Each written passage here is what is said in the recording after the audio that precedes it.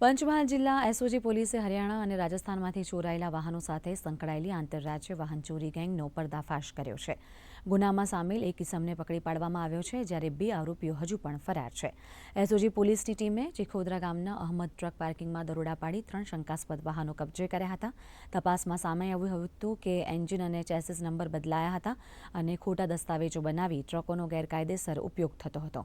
ત્રણેય વાહનો રાજસ્થાનના સીકર, હરિયાણાના કુરુક્ષેત્ર અને કરનાલ જિલ્લામાંથી ચોરાયેલા હોવાનું સામે આવ્યું છે.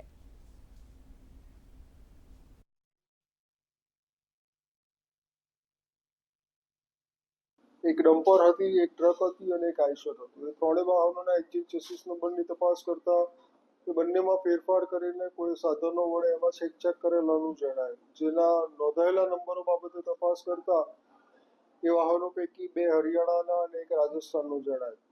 અને જેની ટેકનિકલ સર્વેલન્સથી અને સ્થાનિક રાજ્યથી તપાસ કરતા ત્રણેય વાહનો ચોરીના હોવાનું અને એ બાબતે જે તે રાજ્યમાં ફરિયાદ પણ આપેલાનું તેના માલિકોએ જણાવેલ. ત્રણેય વાહનો કિંમત ₹84 લાખના એસઓજી દ્વારા ગુનાના કામે કબજે લીધેલ છે અને જે તે રાજ્યના પોલીસ સ્ટેશનને આ બાબતે આગળની ઘટિત કાર્યવાહી કરવા અને મુદ્દામાલ અને આરોપી બાબતે તપાસ કરવા માટે જાણ કરવામાં આવે છે.